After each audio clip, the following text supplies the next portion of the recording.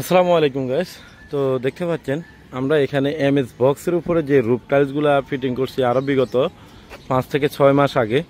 তো এগুলার আমরা যে তোয়াগুলো দেখতেছেন এগুলাকে খুলে আমরা এখানে দেখতে পাচ্ছেন যে চায়না থেকে এক জাতীয় এটা হচ্ছে যে মানে স্টিল এবং মানে কস্টিভের মতো, মানে এটা হচ্ছে যে এমএস এমএস না, এটা হচ্ছে যে মানে স্টিলের মতো, এটা ব্ল্যাক কালারের যে কভারটা এটা আমরা দিয়ে দিছি।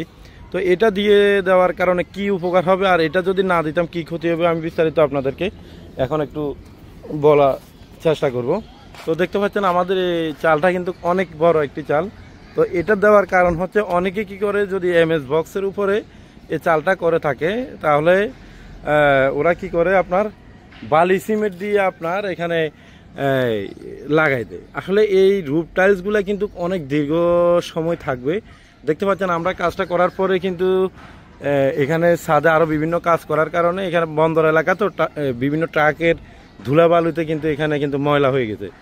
তারপরে আমরা কিন্তু আমাদের একটা সময় নিয়ে আমরা এই প্রোডাক্টগুলো আনি কিন্তু লাগাইছি। এটার কারণে কিন্তু আপনার এই যে ধুলাবালুর কারণে কিন্তু এমএস বক্সের উপরে কিন্তু আপনার জাঙ্কার চলে আসবে। এবং কি আপনার যদি আপনার এখানে অনেকে করে কি আপনার একটা ফেলেন সিট দিয়ে দেয়, ফেলেন সিট পাতলা ফেলেন সিটের উপরে মশলা দিয়ে আপনার বালি সিমেন্ট দিয়ে এরকম তোয়াগুলা বসাই দেয়, এরকম তোয়াগুলা বসাই দেয়।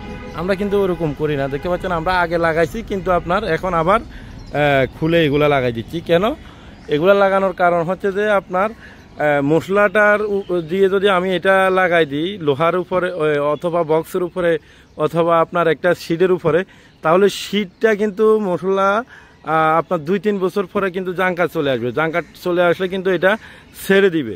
যদি আপনার এটা ছেড়ে দেয় তাহলে হবে যে আপনার মানে তুলিটা যদি আপনার ওইখানে যদি পানি ঢুকে তাহলে আপনার এই যে ঘরেও পানি ঢুকবে। তো আসলে অরিজিনাল নিয়ম হচ্ছে আপনারা যারা যে ছাদের উপরে রুফ টাইলস করবেন, এই রুফ টাইলসের উপরে যে এমএস বক্সের উপরে আমাদের এই কাভারটা দিতে হবে। এই কাভারটা দিলে দেখতে পাচ্ছেন এটা কত স্মুথ ফিনিশিং।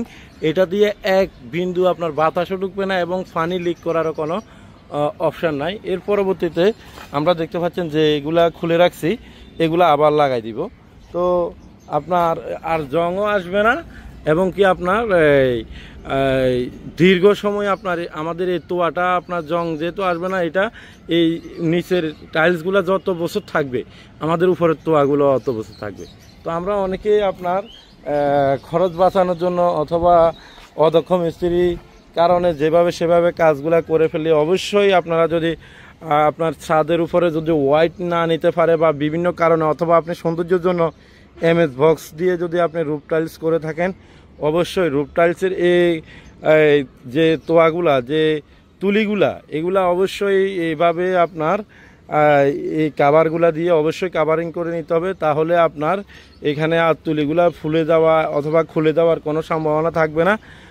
আর এগুলা কিন্তু বানানো চায়নারা এগুলা বানায় শুধু মাত্র এই রুফ টাইলসের তুলিগুলা এভাবে দেওয়ার জন্য।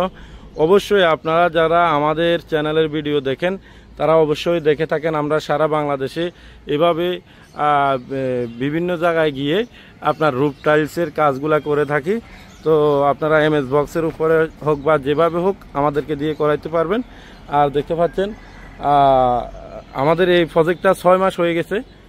ধুলাবালুগুলা দেখলেই বোঝা যায় আপনার 6 মাস হয়ে গেছে। কিন্তু আমরা এখন যে আমাদের এই প্রোডাক্টটা অর্ডার করে কিন্তু আমরা এই প্রজেক্টটাতে খুব সুন্দর করে এগুলো লাগাই দিচ্ছি। মানে এখন হয়তো বা 6 মাস পরে আমরা এগুলো লাগাইছি, কিন্তু দ্বিতীয়বারের মতো 2-4 বছর পরে বা 2-3 বছর পরে খুলে যাওয়ার আর কোনো সম্ভাবনা থাকবে না। তো এটা মানে যদিও কষ্ট করছি, একবারে কষ্ট করে লাগাই দিচ্ছি যাতে করে আর ক্ষতি না হয়। তো অবশ্যই আমরা সারা বাংলাদেশে আজ পর্যন্ত এই যে উপরে যে কাভারিংটা আমরা যেভাবে দিছি লং টাইম প্রোডাক্টটা থাকার জন্য, এরকম আর কেউই করে নাই এবং কি কেউই করতে পারে না। তো আপনারা যদি এভাবে কাভারিং করে যদি আপনার সুন্দর করে যদি এমএস বক্সের উপরে রুফ টাইলস করতে চান, অবশ্যই আমাদের সাথে স্ক্রিনে দেওয়া নাম্বারে যোগাযোগ করবেন।